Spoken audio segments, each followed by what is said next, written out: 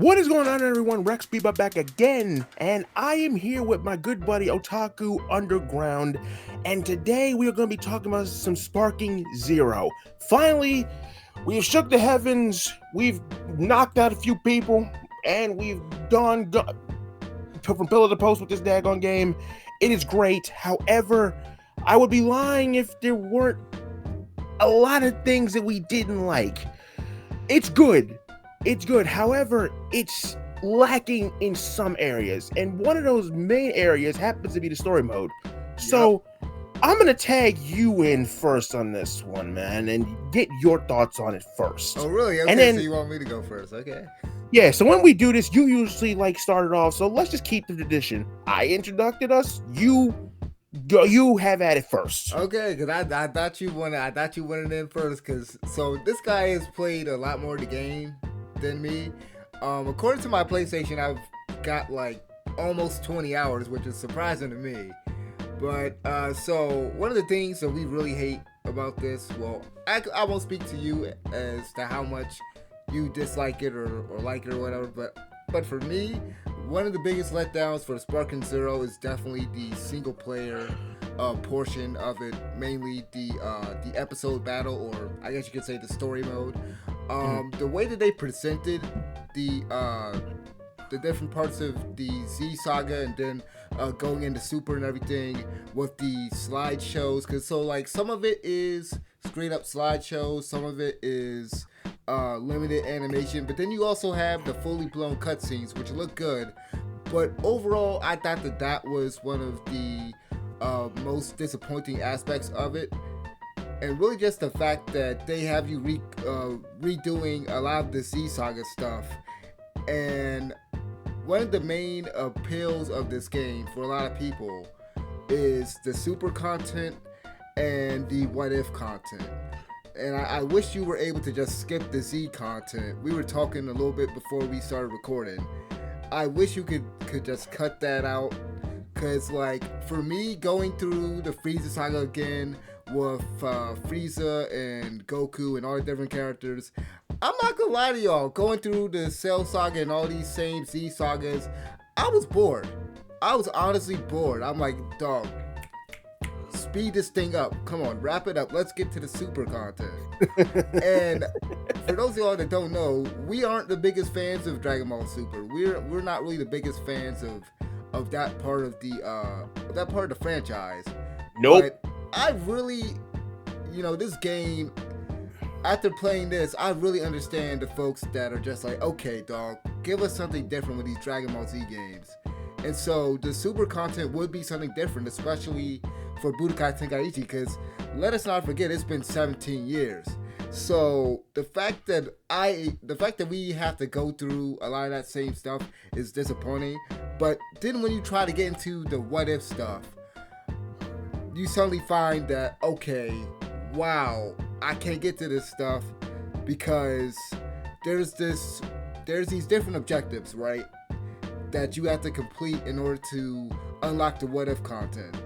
And the problem is that they don't put it right in front of the player's face. So like when you might go into a different mission or whatever, and the objective might be to beat the enemy within a certain amount of time. But the problem is that, okay, number one, like I said, they don't put it in front of your face. Oh, beat Android 18 within X amount of time. And then they also don't put a timer up there to let you know, okay, you only have this amount of time, so you might want to speed up so that you can finish that objective. So that's one of the biggest problems I've seen, one of the biggest complaints online, because I've even seen posts today where people are still asking, oh, how fast do I have to beat this character? What is the time limit? Because the game doesn't freaking tell you. And then another issue with the game that I'm hearing a lot of people talk about is the AI. And I know you can speak on this a lot more better than I can with the AI and how jacked up it is.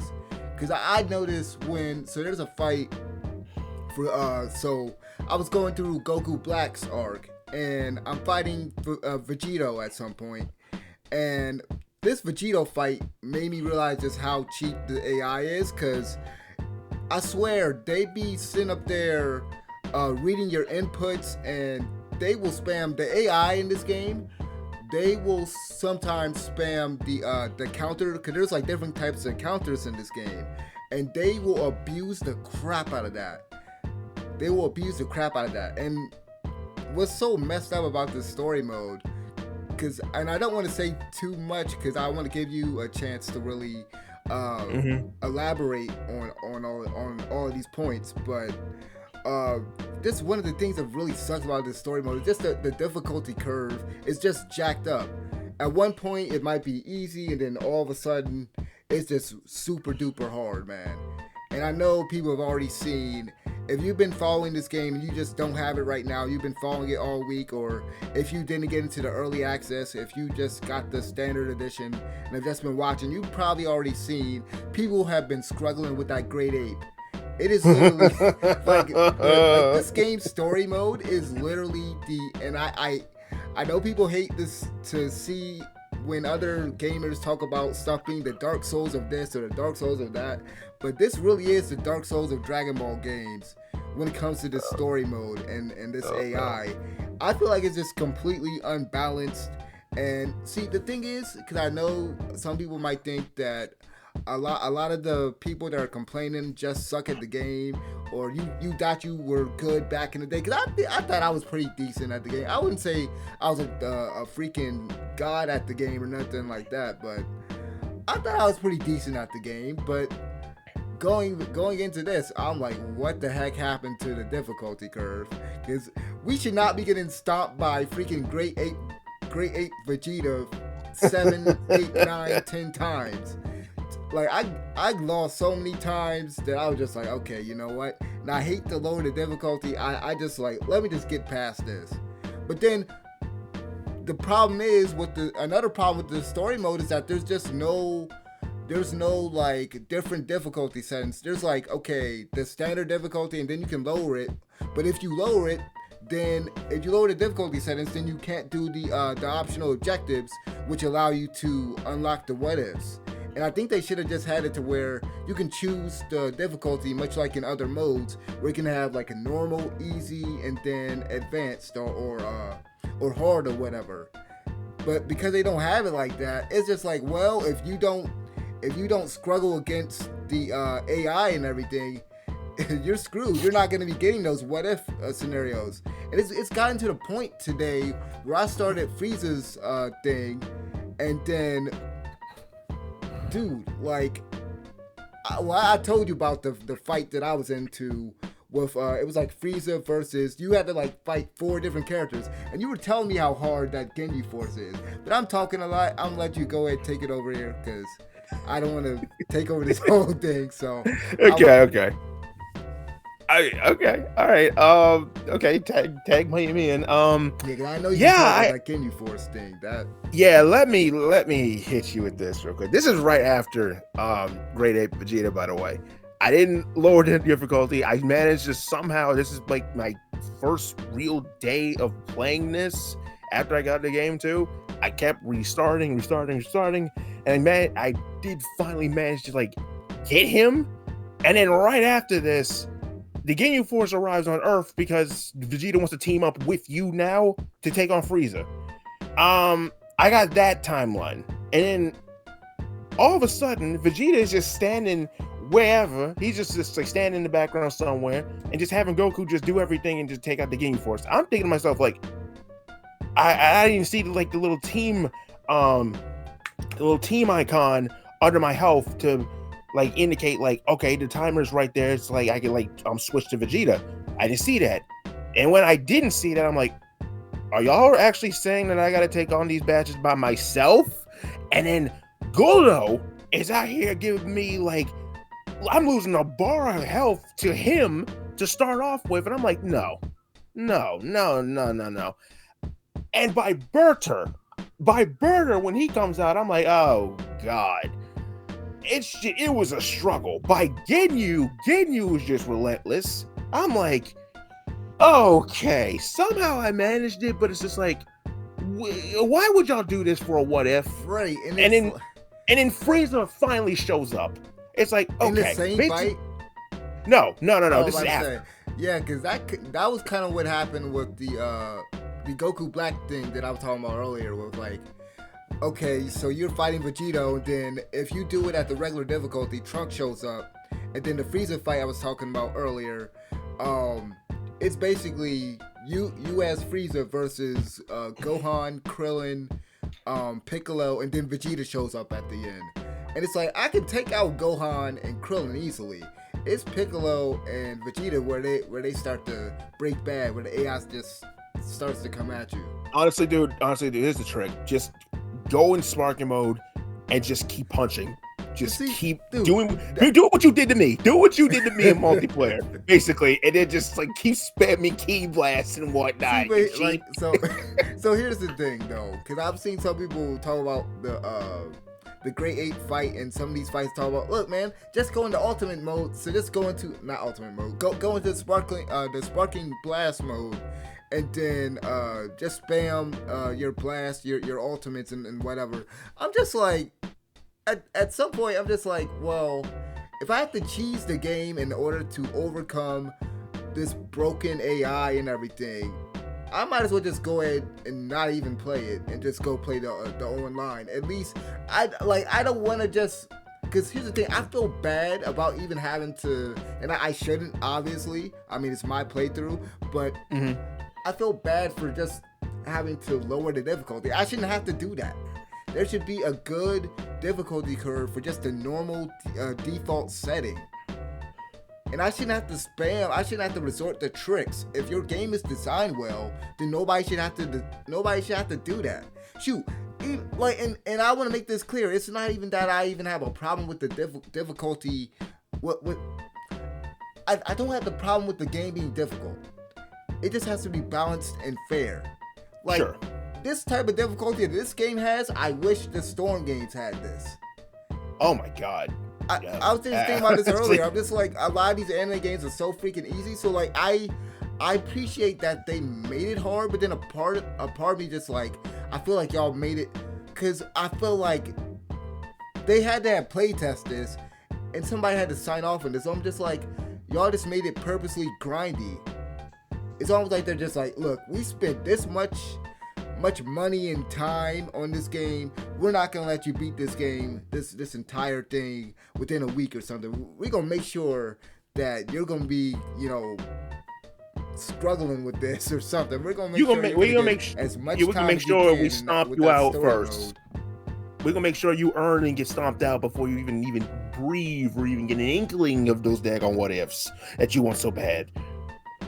And it's funny. What's funny about that is the fact that Namco Bandai Namco themselves know how many people have been complaining about the Great Ape fight, and they literally put out a tweet as like, "There's no shame in lowering difficulty." I'm like, no, but then no. So y'all know, like I said earlier, if you lower the freaking difficulty, you can't get the what if stuff.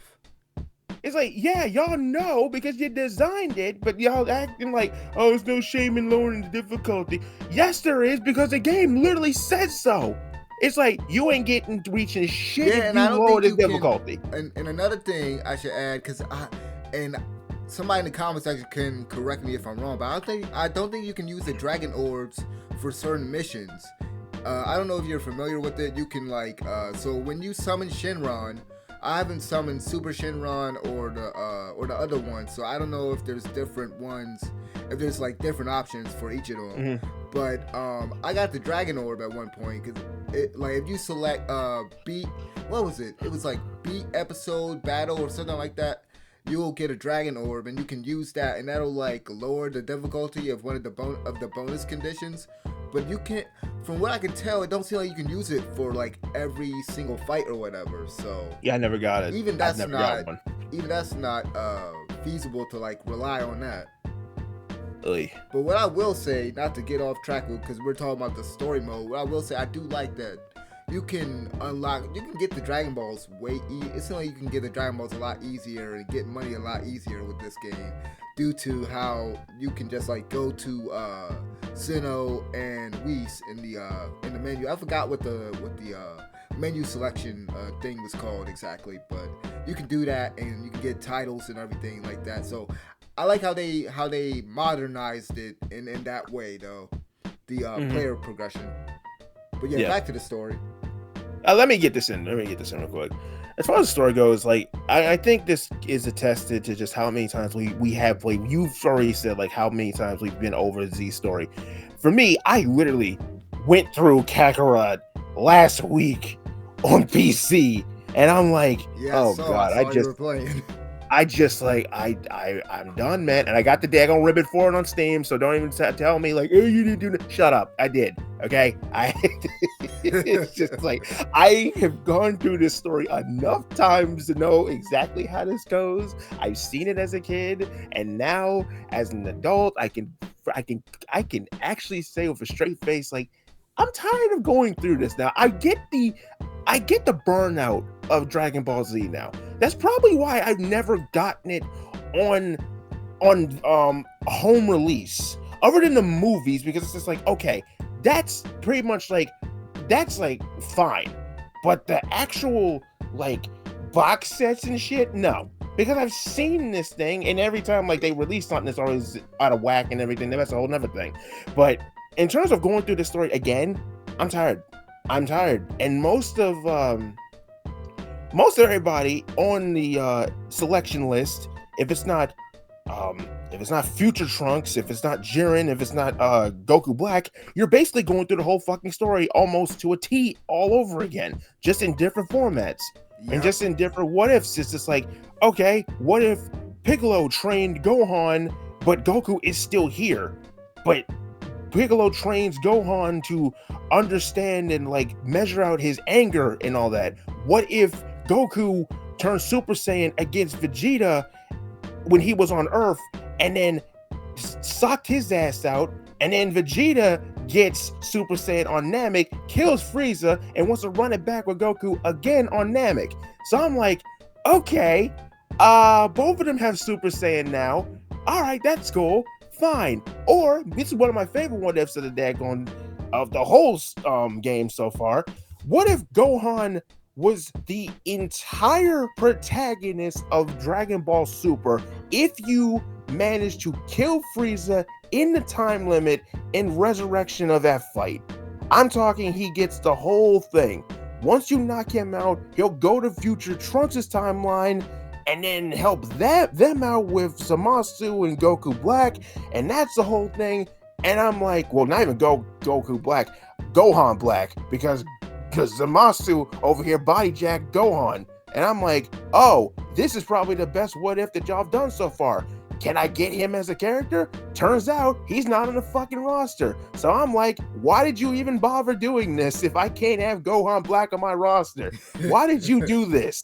This is a character I wish was on here. You voiced him. I don't even care if it's the same character, just with Gohan's face on it. Give me this character. Don't show him if I can't play him. It's like, why would you even bother doing this? See, so you're saying all this stuff and telling me all this stuff right now, and I'm just like, I didn't get none of that. I'm trying to remember, I didn't get none of that yet. And You ain't gone through Gohan's story. No, see, I went through. I would say I went through all of it. I got the last fight I remember doing was where Gohan, he protects Vegeta. Well, not protects. He fights with Vegeta. He fights with what's his name? Dicepo. I think that's how. I think that's dude's name in the Tournament of Power. Yeah, that's the last fight I remember. And I the think rabbit that looks like Beerus. Huh? The rabbit that looks like fucking Beerus that dude for some reason, yeah. But yeah, I didn't get none of that. What is stuff? And see, that's what's so annoying about this, because I'm pretty sure it's because I didn't beat certain fights within a time limit, and it's like, well, what is the freaking time? How long do I have to beat this within? It's frustrating. Not to belabor a point, but it's just stupid. Literally, all you had to do was put a bonus time limit up on the top of the daggone screen. That's it. Beat this on such time limit or whatever, otherwise you're not getting it. Because you can actually see, you pause it, and you actually see like the battle conditions and whatnot, and actually see like beat such and such in time limit or whatever. Or or it's on the board before it branches off into a different timeline altogether. Or just put the daggone time limit up on the screen so we know to beat said person in said time limit. Why was this so difficult to not do? Yeah, like why keep it a secret? You know that people are gonna want that what if stuff. I don't know why they did it that way. It just Or even, dear God, this is one of my I hated this so much. To get the I don't know if you see this or not, but I'm gonna spoil it anyway. you already spoiled the Gohan's ones for me. It's fine. I know, because you're like whatever at this point. Like I said, at this point, I'm just like screw it. You know, if that's why I was like, that's why I was like, this man don't care. This man, I think I could actually get away with this this time. So I mean, dude, I can't stress enough how disappointing this story mode was for me. Just knowing that everybody wants to get to that what if stuff, but in order to do that, we gotta jump through hoops. We gotta go through these hurdles. It's just it's too much for me now. It's too. Or much even just the last two I just got. I stopped after Trunks because I'm like I need a break. I genuinely need a break because I'm almost done. I only got 3 characters left.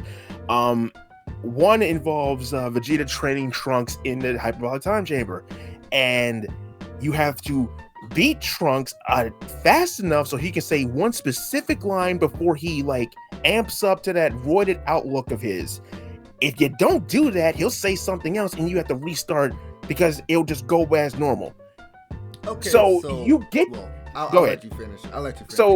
So once you get okay. So once you get to that point, Vegeta will run the fade with Cell. Cell will get pissed off. He'll do the whole explosion thing. He always does this, regardless of whatever fucking timeline it is. He'll blow up. It doesn't matter.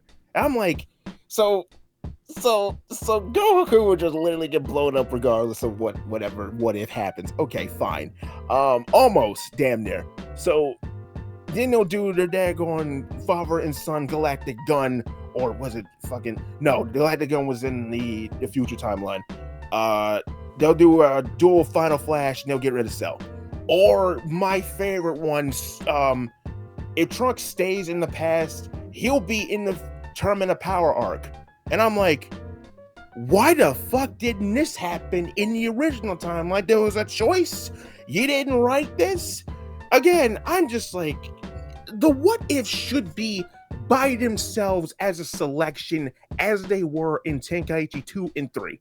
I don't care what none of y'all had to say about this. This would have been a lot better than having to do all these bullshit ass conditions, beat such and such as said time limit or whatever. Because when you have to, the reading inputs thing becomes more and more noticeable because Raditz was fucking guarding on me when I had to run back and actually get the Goku Go Super Saiyan in front of Vegeta in the Saiyan arc, and I'm like, why is this? He's dodging and countering everything. What? No. Now I know this thing is reading my inputs. This would have been a lot easier had the selection been there as it's been before. We go to Saiyan, Namek, Buu, Super. Actually, hold on. Battle of Gods, Resurrection F, Tournament of Power, and just to be that guy, how about you put the other super shit in that hasn't been animated yet, like the Morrow and Gas arc? That way, it's like, okay, we have all of Super here, so no one can say anything about it being like, oh, it stops exactly where the anime stopped. No, now everything is animated, so no one can complain about, oh, this person isn't in or this person isn't in. No, both Morrow and Gas are here. No one complains about anything Super is done. There you go. That would have been a lot easier than just stopping right after Tournament of Power. But y'all didn't do that. What we got is this sad excuse for story mode. I can't stand it, to be honest with you. Now you can go ahead. So a few things. So yeah, just to your point, it's just like they shouldn't have done it where like, okay, now I gotta do Gohan's story mode. Now this is Goku's. They shouldn't have done it that way. The way that they were like when they were promoting this game and how they were talking about like you can make choices and stuff. I was thinking that okay, throughout the story mode you can make different choices. Like, okay, just the obvious one that pretty much probably everybody knows about. The one at the beginning where you can either choose to go with Piccolo or you can go alone. When you're when he's when he's about to fight Raditz, right? And, Yeah, I'm thinking, okay, so the rest of the mode is gonna be like that, where you gotta make these choices, and depending on your choices, that's gonna change the timeline. But it's not really like that, and I think they should have done it that way. I think yeah. that would have been a better way to unlock these what if storylines than what they decided to go for. I mean, it was fun for initially when I saw like all of like the humans as well as the Turtle Beach students fucking doing work and against the Saiyans and all that. I'm like, everybody got shot in this. It was fun for like the first day, but then once you go through most of it so far and see how janky most of the animation is, like during the cutscenes and all that, I'm like, yo, what happened to the budget? Did it go into all the Yeah, man. specials? I was just like, and I like, look, I understand y'all had to do different storylines for different characters, but that just goes back to my point. It should have just been one straight thing, like one straight story mode, not just like 9 different ones for different characters, and then just have it branch off. Like, I don't know. I think they should have just done it that way. I mean, for real, it's just like I just don't understand the thought process behind this. And this is coming from someone who just recently went through some of Xenoverse 2 before this came out, by the way. So I've had my fill of like, oh, okay, just to like kill some time and all that. When I see Xenoverse 2 having better animation in some areas in the cutscenes than this, that's kind of an issue. Yeah, I gotta say, man, I feel like this is one of the weakest story modes in a while when it comes to Dragon Ball Z games. Really, like, I even will go as far as to say, man, I think Demon Slayer, the Hinokami Chronicles, I think that game has had the best story mode in an anime game in the last like few years. Because even like if we count connections, and I guess Jujutsu Kaisen, I haven't played it, but from what I've heard, people say the game is bad, so I want to say the story mode for that's probably terrible. People not really crazy about the My Hero story mode. I thought it was alright. It could have been improved, but just to my point, this is just going a long way to just, I don't know, man. I feel like they could have done it better. I feel like anime game story modes, the developers gotta pick it up. Well, it's just lackluster, man. Like when I think about like how Budokai Tenkaichi 2 was handled in terms of like what if stories, it's just like Raditz losing his memory and then becoming a good guy temporarily before he gets Oh his memory yeah, I back. remember that.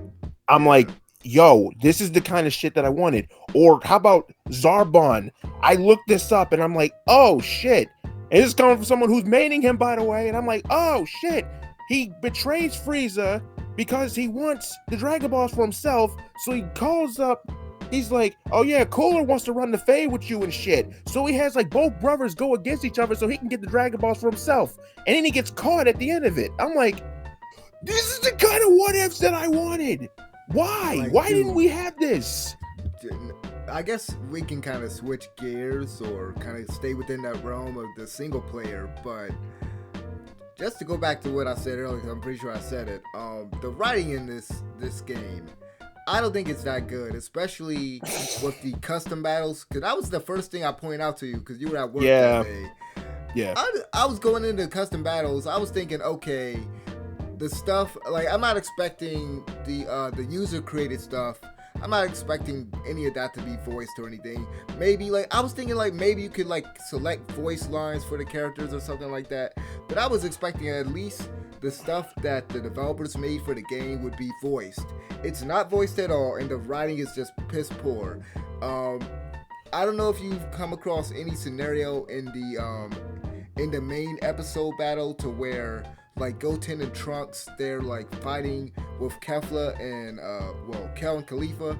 Like that's a what if scenario that I wanted to see in the main mode. They have a fight like that in the custom battle mode, and it's just underwhelming. It's just underwhelming. I just like a lot of the stuff that just to reiterate what you're saying. It's just they could have been more creative with it.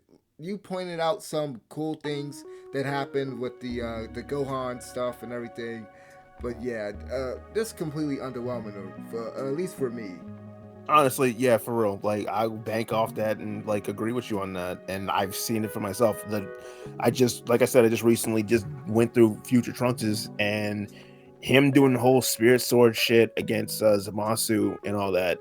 And he's doing the line where it's doing the screenshot thing and it's like moving around slightly. I'm like, he's doing the whole like basically turns into a thing motion comic at that point. Yeah, I'm like, he's doing the whole speech about like how humans are worth it. You think for yourself and all that. You don't know what you're talking about and all that. And he does the whole attack and just does the whole speech when it's like doing this whole motion comic thing. I'm like, dude, why didn't y'all just animate this and just have the attack go? Why? I don't understand like the thought process behind most of what you guys did with the stories. Mode. I don't understand this. I don't get it. Man, they must have ran out of budget with all the characters they had to make or something. Must have, because it's the only thing I can think of where it's just like, okay. Because I think going into this, nobody was expecting the story mode to be like this. Everybody was probably expecting like full-on cutscenes. Like this is definitely a step back. I haven't seen Budokai Tenkaichi 3 story mode in a while, so maybe I'm wrong. Maybe I'm looking at it with rose-tinted glasses, but... Oh my god, I just found one for Tenkaichi 1, and it involves like Perfect Cell like going through everybody, and then him running into Super 17 at the very end. Oh my god. So Cell and Cell Jr. shown doing a similar attack of the father's son Kamehameha with Super Saiyan 2 Gohan. What? This is what ifs that I was like, wait a minute. This is what was missing. Just the genuine, like, what the fuck just is a happening? Lack of creativity, man. It's like, dude, even Softball 1 can still hit different this day and age. Something is wrong. The only good one is literally just the Gohan one. Because it's just like, okay, this man literally becomes the protagonist of Super. That's the only thing. Like the one I saw was let me see if I'm remembering this correctly. Basically, Goku, I think it was Goku defeats Cell, and then you have to fight the androids and stuff afterwards. Mm-hmm. Yeah, so like that sounds familiar. Like yeah. instead of just waiting and because if I remember correctly, instead of waiting to just let Piccolo, because they're about to go in the hyperbolic time chamber because they were waiting for Vegeta and Trunks to come out, and while they were waiting, Piccolo was struggling against the androids, and you just decide if you decide to go help him, then. Yeah, that whole storyline happens. I just found another one where like the Revenge of the Saiyans is basically like Raditz, Nappa, Bardock, and Vegeta like go up against Frieza. It's like hello. I'm like, okay, in the last fight is literally just all of them ganging up on Frieza at the end. Okay. Again, like, where is this? Where is just genuine creativity and just having it by itself? Okay, yeah, you would have to unlock it going through all the sagas, but still, it's like it'd be worth a damn if the stories are actually meaning something. Or what if Gotenks was in the term in the power arc rather than just them being bums and not doing anything, just being written off of Super, just like. Pierce beats him, and that's it. That just pissed me off as a big fan of Kid Trunks and just their dynamic with the little two kids. Because I've always wanted Goku to just take a sideline, Goku and Vegeta to just leave it up to the next generation. Leave it up to Gohan and Goten and Trunks and them. And that was the whole thing. Like, just going back through some of the story mode that I played, it just made me just think again a lot of the stuff that I thought years ago, with how they just like went all the way back on Vegeta's whole arc, his whole thing by the end of Dragon Ball Z. Just acknowledging the fact that Goku's better than me. I'm not gonna get past him or nothing. And then we have Super, but just them not doing anything creative with the story mode, just kind of underwhelming. But we're not gonna keep beating up that same point. I know. I was like, other than that, it's just like I wish like what was it? Okay, hold on. It's Battle Zone. I wish the Battle Zone from Raging Blast 2 was in here.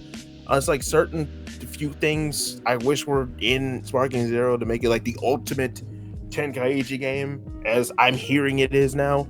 But it's this good. Don't even have, like, back in the day they had Ultimate Battle. You remember that? They had the Dragon Sim mode. They had this mode where you had to, like, I think it was like you had to fight 100 enemies or whatever. Like, it feels very bare bones to me in terms of just overall content. I mean, I know it has like over 182 characters. That's great and all. I mean, we expect, it's Budokai Tenkaichi. We expect it to have just about everybody in it.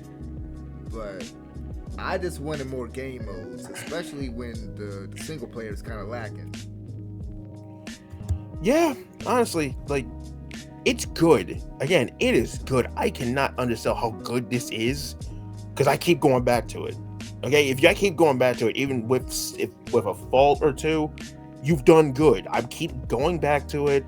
I am having fun with it. However, it is lacking on areas. It's not perfect. It's not. And it hurts to say that, because the way this was amped up to be after 17 years and after, what, a year ago, the first trailer, it's like, we never thought we'd ever see another Budokai Tenkaichi game in his life. Yeah, because I thought years ago people were saying like they had like lost the source code or something, or maybe that was Budokai 3. I can't remember, but I could have sworn it was something like they had lost the source code or something like that. Yeah, so even to see this being a thing and to now have it in our hands, it's great, but it's lacking on the single player stuff. And when we know the single player stuff was great back in the day, and we can just pull out the what ifs from what they did before and look at the ones that they got now that you have to unlock and go through hoops for, that's an issue. I'm sorry, but it is. Yeah, like for me, I think most of the fun is gonna come from just online battles, competitive battles with other people. I think that's where this game is gonna truly shine. Cause that's the little fights that we've had together and a little bit of rank that I played. Like that's honestly the most fun I've had from it. Just to say something positive, cause like I feel like we've been very negative on the game so far. To make this clear, I mean, the game, it looks good. It looks, graphically, it's amazing.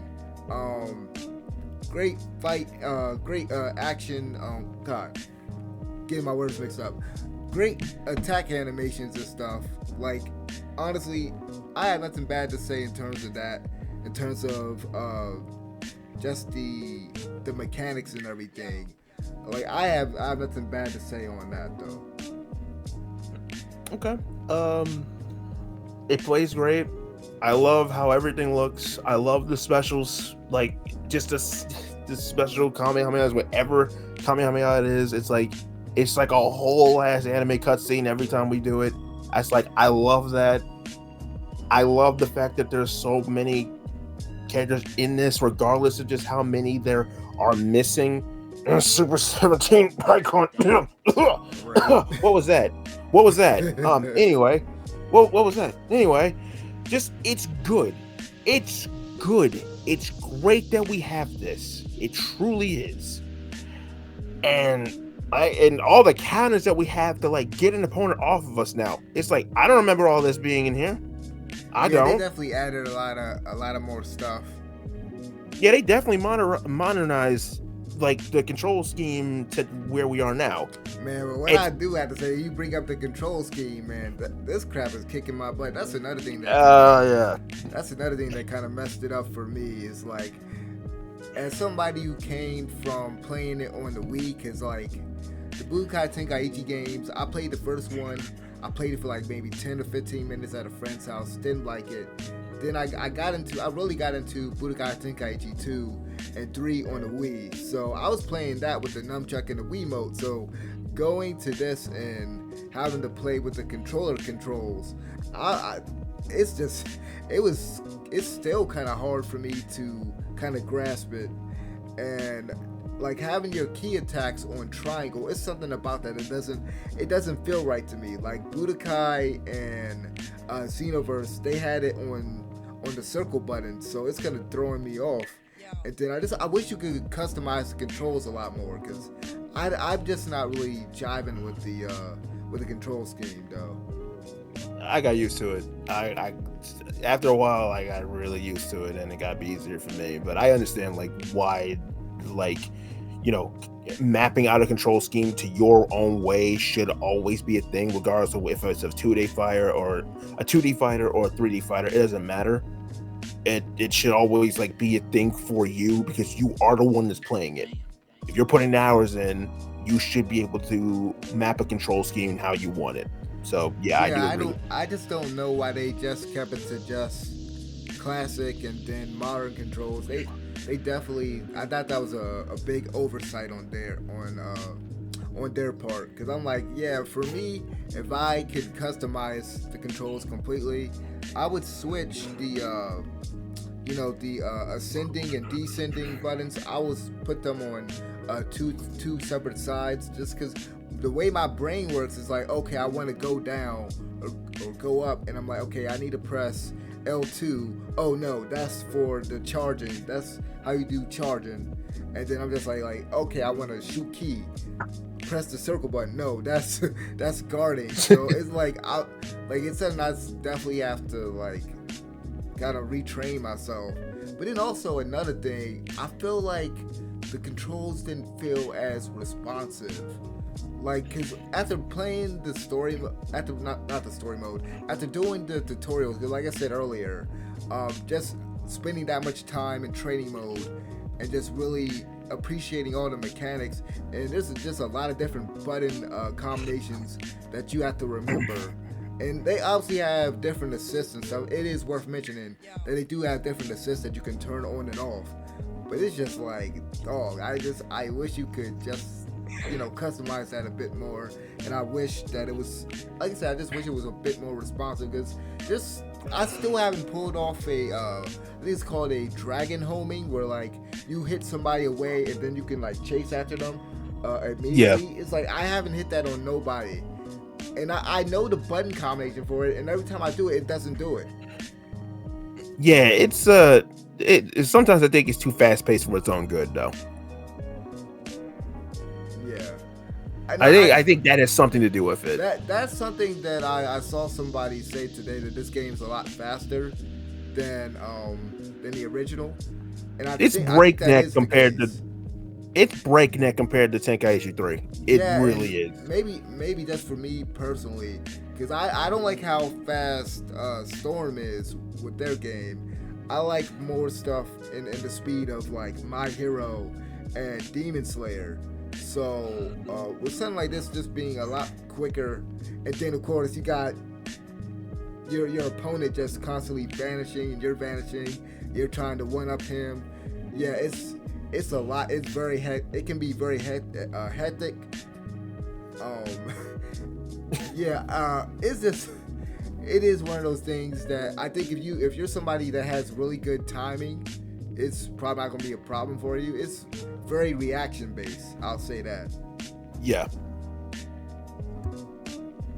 But again, it's great game, just flawed. Yeah. So, what would you? I guess this is okay to ask now that you, because I know, like I said, we've played a lot of the games. I think we can grade this thing appropriately right now. Like if you had to give it a grade right now, based on what you played, what would you give it? I'd say buy it now. Honestly, I'd say buy it now. Like it's enough content here to keep you busy, and regardless of like what I have to say or what you have to say when it comes to like single player, it's still enough to keep you busy, and like over 100 plus characters, there's enough to go around.